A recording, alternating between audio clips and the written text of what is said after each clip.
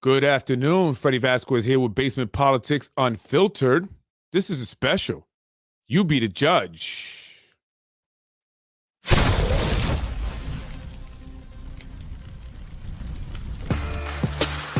Basement Politics Unfiltered with Freddy Vazquez.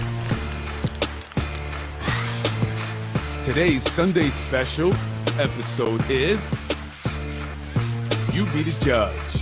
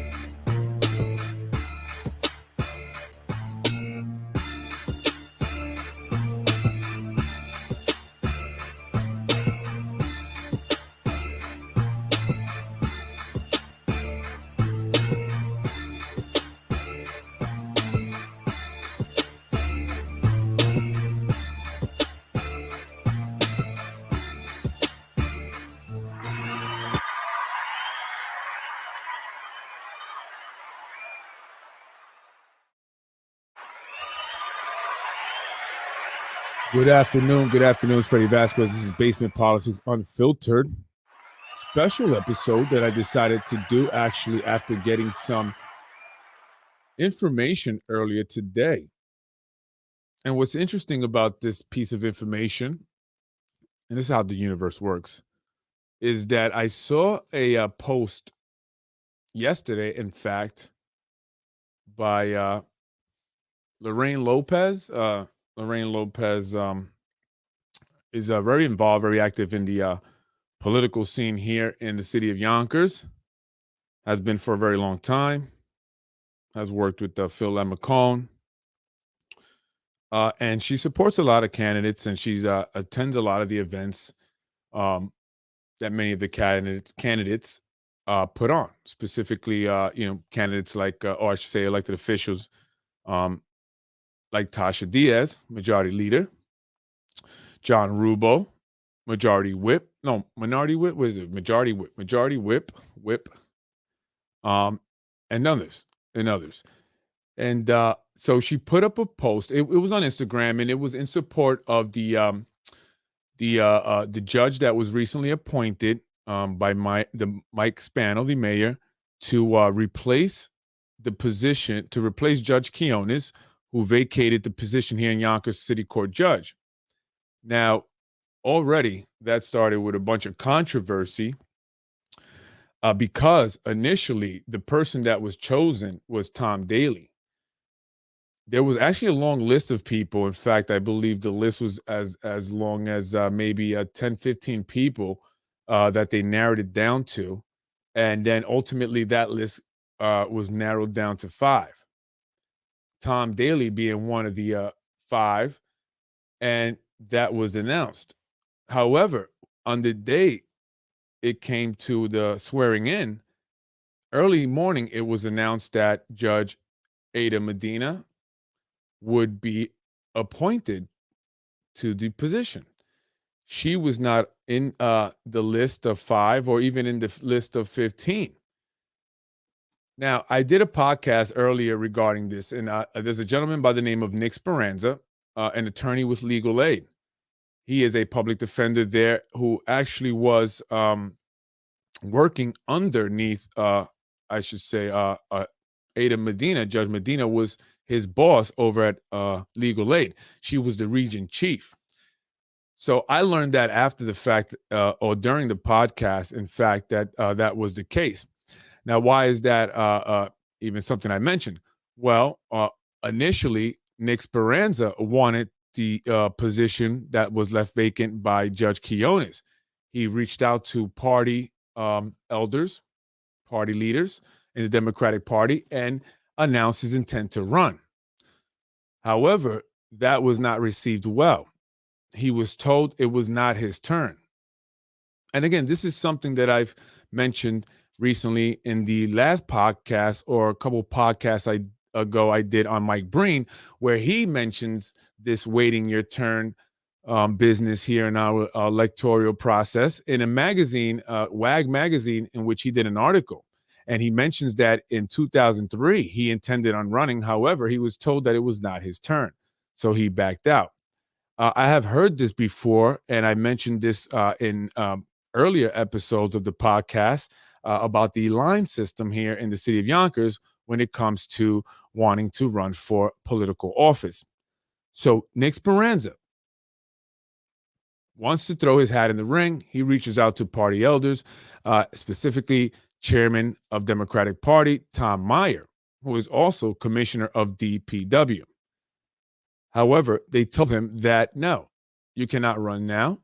It's not your turn, and you have to pay your dues. So he attempted to pay his dues.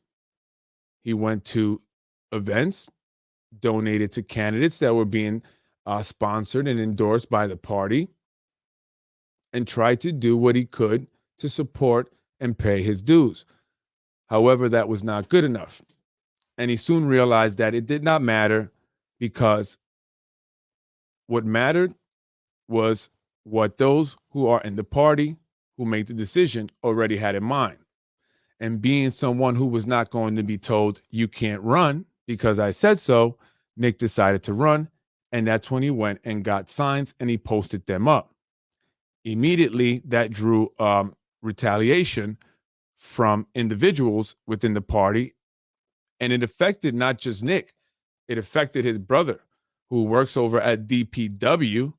Again, Commissioner Tom Meier, also the chair of the Democratic Party Commissioner. I'm sorry, the Democratic Party Committee, excuse me, sent letters and emails out to Nick under both official capacities as the party chairman and as the commissioner of DPW, advising him to remove the signs that he had put up. Well, he was under the impression that it was okay to put up signs where he posted them because he had seen Corazon Pineda, council member who represents the 2nd District, posting signs during the elections on mailboxes and on trees and anywhere she can hang a sign up along South Broadway and everywhere else on the southwest side or south side. So I guess he was wrong.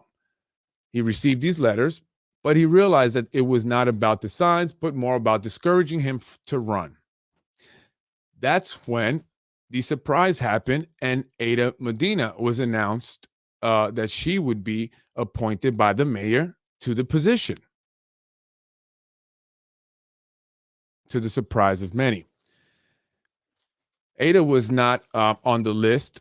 Aydah had not paid her dues in the sense that Nick Speranza thought that he needed to pay his dues and wondered why she would be named to the position, and felt very discouraged by the whole party. Now, he decided, or is going to decide, that he wants to run. He has not made an official announcement. I believe Judge Medina has. I have seen signs now on social media and, again, on Instagram, signed that post by Lorraine Lopez in support of Aydah Medina. But what caught my attention were the individuals who liked the post. Two in particular that caught my attention right away. A woman by the name of Elaine Jarvis Rabati and another woman by the name of Susan Salem. Susan Salem, if it doesn't ring a bell, I mentioned on a few podcasts ago in relation to the 2004 election between Nick Speran and Andrea Stewart Cousins, where Andrea Stewart Cousins lost in her first bid for senator because it just so happens that Susan Salem found 18 ballots in the basement of Westchester County Board of Elections building in a duffel bag. 18 ballots in favor of Nick Speran, giving him the win. That was a big deal. It went to court. However, if you try to search it up, you'll hardly find anything on it. Why? Well, people can pay to have things removed from the internet. I would imagine that is what happened, seeing as that it was very difficult to find any information. But Susan Salem, the woman who found these 18 ballots that helped Nick Speran win in 2004, is the sister of none other than Zehi Jeris, former Republican Party head, now turned Democratic political operative. Elaine Jeris Rabati, from what I hear, is also the sister of of Zehi Jeris. So I found it interesting that the two would like the post by Lorraine Lopez in support of Judge Medina. Today, a little birdie flew in through the window. He stood on my windowsill and said, "Hey, Freddy, I just heard something. Judge Aydah Medina will be using Zehi Jeris as her campaign manager." I looked at the bird and I said, "No way." And the bird just flew away. I didn't want to come on the podcast without, at least reaching out to Judge Medina and asking if this were true. She responded, about 20 minutes later after viewing it, and said that she has not made a decision yet on who she would be using as a campaign consulting firm, and that many people have reached out in support. According to the birdie, she made the announcement that she was using Precision Strategies, company owned by Zehi Jeris. His son, Frankie Jeris, works apparently for the company. I'm not sure his exact position, but he is a campaign strategist as well. And he has worked on many of the campaigns for our elected officials, or some of our elected officials. Why is this an issue? Well, if you don't know by now, Zehi Jeris is a convicted felon, convicted of political corruption tied to the Ridge Hill deal, where apparently he bribed then council member Sandy Anabi, gifting her, apparently, quote unquote, gifting her $200,000 in order to change her vote on the Ridge Hill deal. Both served time. Then he was released, but served some more time for tax evasion in a Brooklyn car wash. Now he has become more involved and more active within the Democratic Party. Being that he is potentially going to represent Judge Medina, is there some kind of ethics issue there? Is there a question of, a judge having a campaign firm that is owned by or associated with in any way a convicted felon? Many people have said that judge races are impartial. They have nothing to do with politics. It's about law, legalities, and they of all should definitely watch who they associate with themselves with during campaigns or at campaign fundraising events or at any point in time in their political career. Any slight association can be misconstrued negatively, and it can raise questions and it can cause criticism.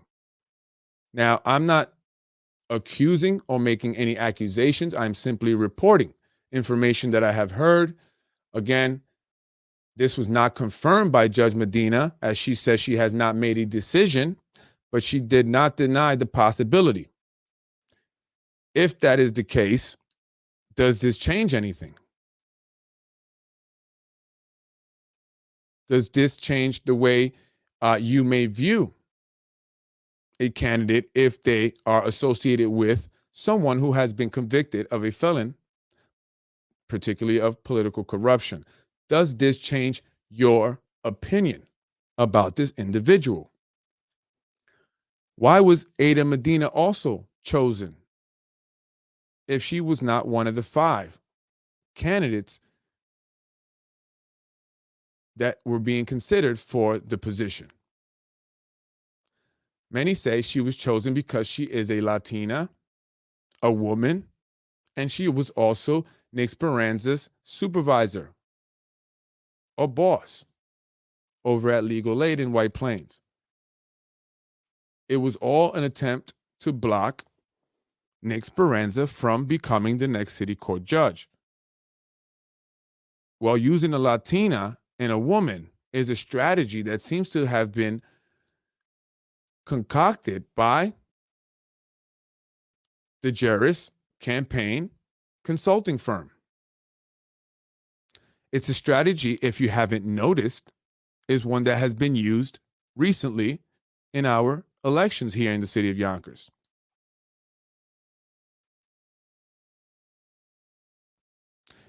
It's a strategy that was employed recently in the past elections in November, a strategy that was credited to Frankie Jarris. In fact, is the strategy of using a Latina or a minority woman a strategy that Precision uses to win elections? 'Tis the season to use a minority. We are trending. My issue is I would hate to see that. I have been speaking about this for a while now, about Latinos or blacks being used. You can vote for someone who you think is going to legislate or be a certain type of elected official based on the fact that they are a woman of a certain race. But if the people behind that individual are exactly the individuals you are hoping not to have in position, you're really not doing much, right? Again, I'm not saying that this is going to be the case, but there seems to be some association there. There seems to be some connection there. And what basement politics tries to do is create a level of transparency that we do not normally see here in the city of Yonkers. It's not about race to me. It's not about gender. It should not be about race or gender to any single one of you voting. It should be strictly on merit, who the individual is, what their platform is, and you must listen to both. Make the best informed vote, because there are individuals here who are looking to influence and manipulate our political process, looking to utilize individuals in order to gain. So we must pay attention to this. And this is why I have to mention it. I have to. You know, and I hope that's not the case, but I have to mention it. I have to. And I had to come on because I thought that this was crazy. This is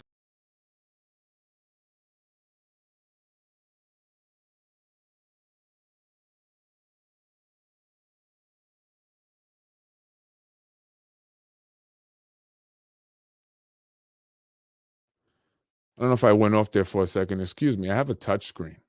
I accidentally touched it. But again, the reason why I bring this up is because I recently did a podcast. I did speak about the judge. I did speak about this particular, situation here. And someone commented that It's a judge race. It shouldn't be about politics. Judge races are supposed to be impartial. But are they? Are there people trying to influence even judges' race? Right? Was this a move to prevent Nick Speranza? And if so, what do we do about it? Do we just say, oh, it is what it is? It's politics. That's how that's what politics is about. And is it okay that someone who wants to run for office here in Yonkers has family members bullied at their jobs? Jobs that many have tried to get, but can't seem to get, waiting for years, while others seem to wait just one election cycle. How many people were hired after November's election cycle? How many people were hired for DPW after the election cycle? And how long were their resumes or applications in the system before they were hired?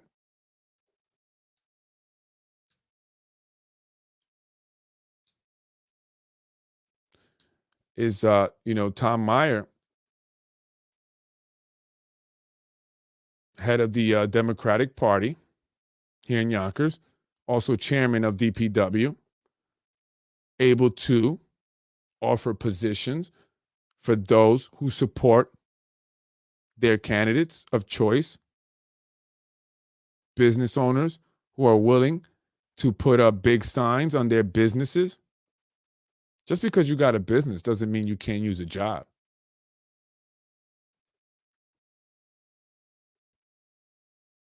That's what they say I'm looking to do. Only police commissioner. That's the only job I want. So is that the case? I was told to look into how many people were hired after November. How many people were hired after November, Freddy? You should look into that. And how long were their applications on file before they were hired? I know people that have waited 10 years to get on sanitation department. And then I've heard of people paying $10,000 to get on sanitation. This is what I heard. Am I saying it's exactly what's happening and that's what Tom Meier is doing? No. No. I'm just telling you what I hear. And I only tell you things that I don't have 100% proof of, that I hear from multiple sources that are not connected. I mean, this is stuff I heard from guys that I have worked for me doing demo. Said, yeah, I applied for the city. I can get a job, but then someone said if I pay 10 grand, I've even heard up to 20 grand, I can get the job. People that have nothing to do with politics, that have no reason to make that up. No reason to. And then I've heard it from people who are in politics. So I mentioned this so we can keep an eye on it. Because if it goes unmentioned, then these things will happen. They will think that they're getting away with it. No one's paying attention. If you notice,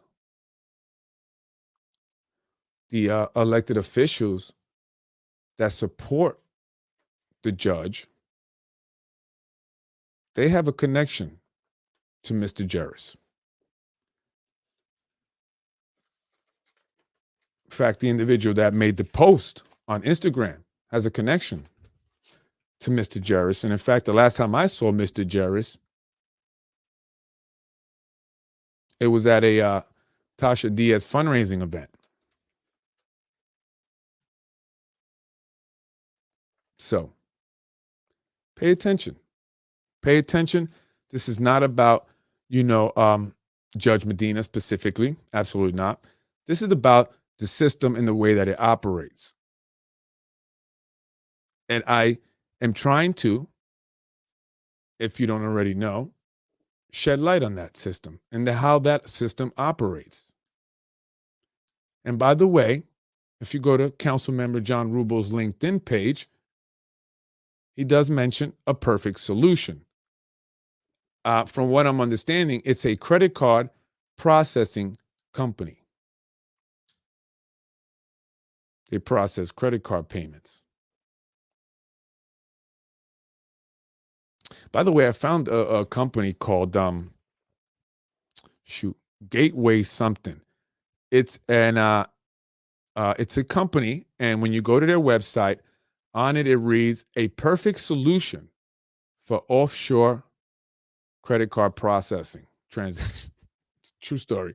Thought that was funny. So, oh, interesting. Well, this company assists credit card processing companies process international transactions from merchants.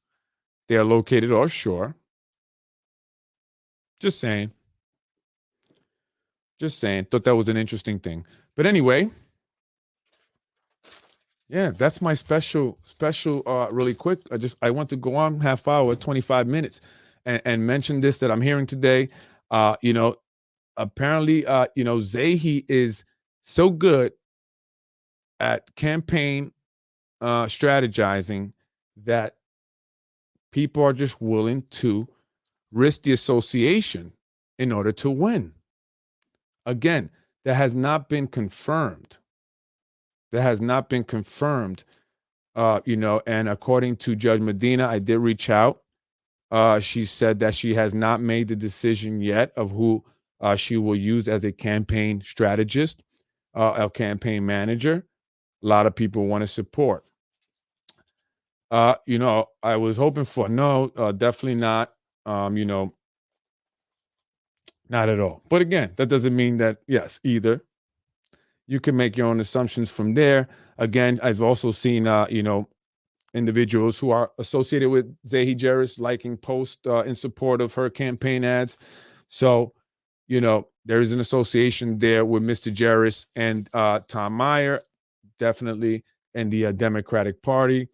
And then again, if you look at what's been going on with Nick Speranza, the individual that had wanted to, was hoping to be appointed, was hoping to get the blessing of the machine so he can get the position, is now being given a hard time. Although I believe that has ceased and desisted since attorneys have sent letters out and since I have been speaking about it, which is why I speak about it. All right. And I think it's the right thing to do. So, that connection there, again, I mean, if you're not in a vegetative state, like I've said before, you can start to, as some people like to say, connect dots, kind of put 2 and 2 together. Hopefully you'll get 4. No, it's not 6, it's 4, and see what's going on here. I mean, these are not really, it's a connection there. It's definitely a connection there. I have some photos and stuff. I'm debating on how I'm going to release those photos. If I'm going to release the photos,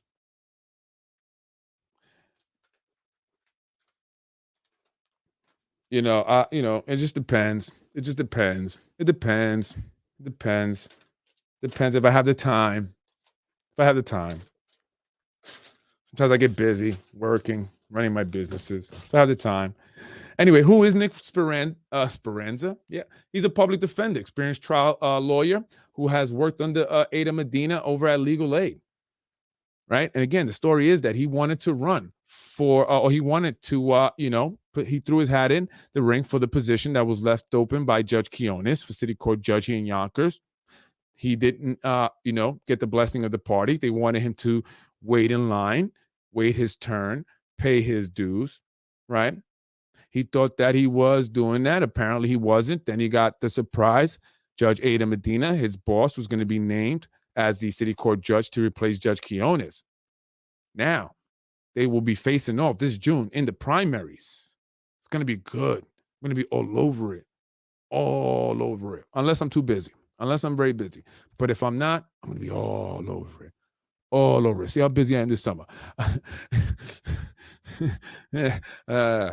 Something's wrong with me. Something's truly wrong with my brain. I'm sick in the head. I am. No, I don't need anyone to entertain me. I can entertain myself totally. That's always been my thing. But yes, I will be all over it this June, the primaries. It's going to be a war. It's going to be crazy. It's going to be a lot of stuff coming out. I'm going to be covering it. Again, Nick Speranza wanted to do this. They didn't want him to run. So they started to harass his brother over at DPW, writing him up, sending him home, giving him, a task all the way out in Long Island. What are you, DPW in Yonkers? Why are they sending you to Long Island? They even threatened to fire him if his brother won, if he did enter the primaries. But now he's going to enter the primaries. Okay. And that's going to expose something really deep rooted here in the city of Yonkers, in the government, in the way that our elections go. It is. It's going to expose it. I mean, what is this wait your turn stuff? And it's very real. You want proof of it? Well, just read the article in WAG magazine, right? Where they interviewed no, I'm not going to say the guy, the council member, Mike Breen, in WAG magazine. And he says it. I wanted to run in 2003, but they said I had to wait my turn. It wasn't my turn. So he backed out. All right. So there's a line. There's a line. It says a lot of interesting things in there, actually, that I think, I don't know if he wanted to say it, if that was intentional, or that was just his arrogance. I don't know which one it was.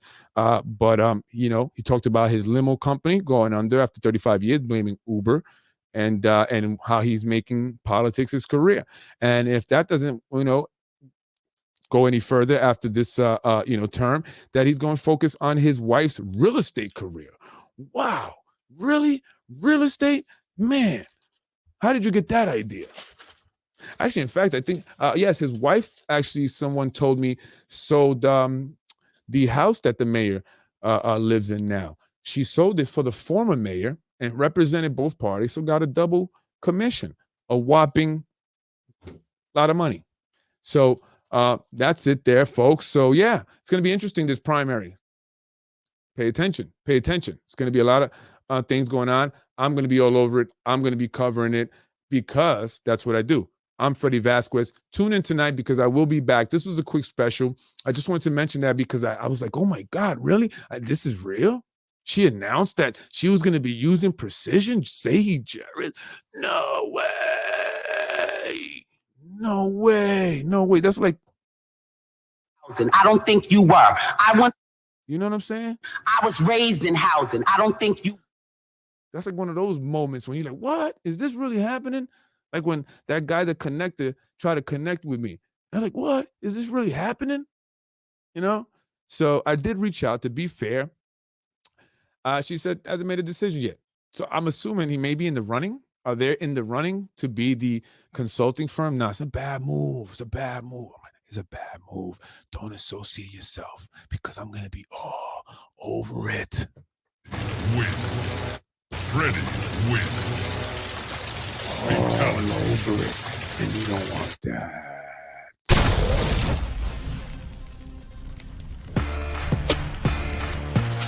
That was your special, folks. I will be back on tonight to discuss the one and only council member, Shanae Williams. Tonight's episode is titled, The Leader That Failed Once.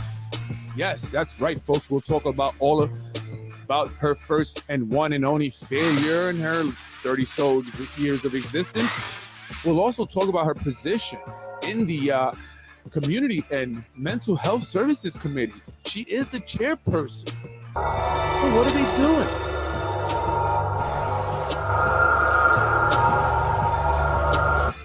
A lot of mental health, issues going on in District 1 that she represents, as well as being the chairperson of the Community and Mental Health Services Committee.